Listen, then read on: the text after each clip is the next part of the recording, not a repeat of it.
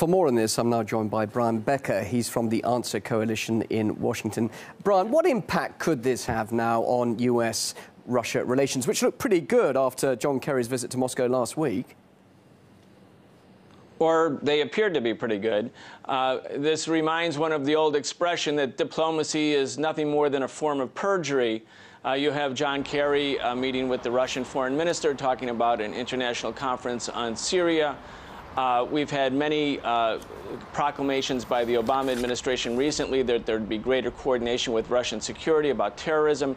But in fact, the United States government is carrying out espionage and spying in Russia. All countries do it to each other, but in the case of the United States' effort towards Russia, it's got a larger political motive, I believe, not simply to steal industrial secrets or learn military secrets, but to promote a weakening of the Russian government, because in fact the U.S. government identifies the Putin government and the Russian government and its position on international issues as still an obstacle to U.S. foreign policy designs. We see that right now in the Middle East, for instance. But what do you make of this particular case? It looked pretty amateurish, didn't it? A couple of wigs, a compass and a map.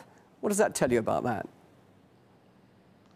Well, we don't really know all the details. We'll probably learn more, or maybe not, in the coming days. But I think the fact that the Russian government has publicized this, has made something of it, means that the Russian government is calling attention to the fact that the U.S. is doing something of a full-court press on Russia, a shadow war, so to speak.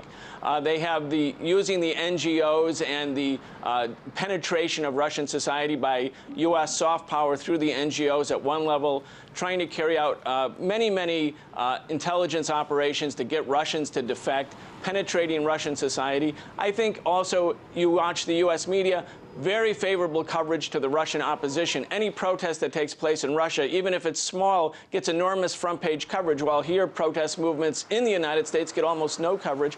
You see a general scenario being played out of hostility to the Russian government, even if there's diplomatic overtures at another level. As you're saying, spying is going on, so presumably there are spies operating in America at the same time, Russian spies. Well, of course. I mean, this is part of modern statecraft. We know that. We know that in the modern world, industrial and military secrets are something that are gained by spying operations by all countries, in fact. But the point that I'm trying to make is that there's something a little bit unusual about how the Obama administration, and before that the Bush administration, is approaching the Russian government, which, even though the Cold War is technically over, they are still identifying the Russian government as an opponent, as a competitor, because the Russian government, they perceive to have interests that block the United States or obstruct the United States' interest in geostrategically important parts of the world, like the Middle East. But what do you make of the way the Russian authorities have reacted to this? They've simply released him back to the embassy, but now they're saying he's got to be deported. It hasn't been perhaps an overreaction. It's been a somewhat calm reaction to this incident. I think so. I mean, they're publicizing it. It's a very measured reaction. He could be arrested. He could be held. He could be then exchanged later for those who had been arrested on the American side. Instead, he's being quickly released. I think the Russian government's handling of the situation is to make a point that they recognize, and they want the world to recognize, that while Obama sends Kerry to Moscow for talks about Syria, while Obama says there's cooperation on the anti-terrorism front, that in fact the United States government is conducting something of a shadow war against Russia. And that's embarrassing for the US now to be exposed in this way, if it is indeed proved to be genuine. Yes, of course, they'll try to put a narrative. This is just the Cold War being played out over and over and over again.